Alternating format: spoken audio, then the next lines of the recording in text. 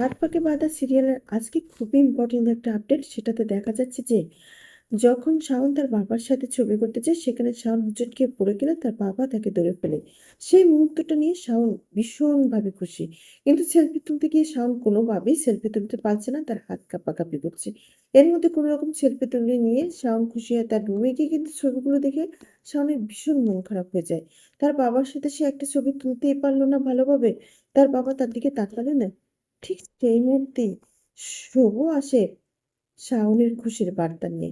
শুভ এসে বলে যে, ম্যাডাম আপনি কেন মন খারাপ করছেন? আপনি তো স্যারের সাথে ছবি তুলেছেন। শাওন বলে, আমার একটা ছবিও ভালো হয়নি। দেখো, কোনো ছবি স্পষ্ট আসেনি, বাবা আমার দিকেও তাকায়নি। ঠিক সেই মুহূর্তে শুভ তার পকেট থেকে শাওনকে ফোনটা বের করে দিয়ে দেখেন তো এই ছবিটা ঠিকঠাক আসেনি। তখনই শাওন সেই ছবিটা দেখে ভীষণ খুশি হয়ে যায়। শাওন যখন পড়ে যাচ্ছিল, তার বাবা তাকে ধরে নিয়ে তার মুখের দিকে তাকিয়েছিল। সেই সময়ই ছবিটা ফ্রেম বন্দি করে নেয় শুভ।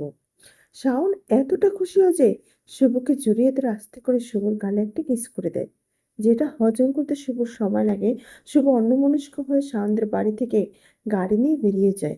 এতটাই অন্যমনস্ক যে মাঝপথে শুভ অ্যাক্সিডেন্টও করতে চায়। শাওনও বুঝতে পেরে লজ্জায় ভেঙে পড়ে।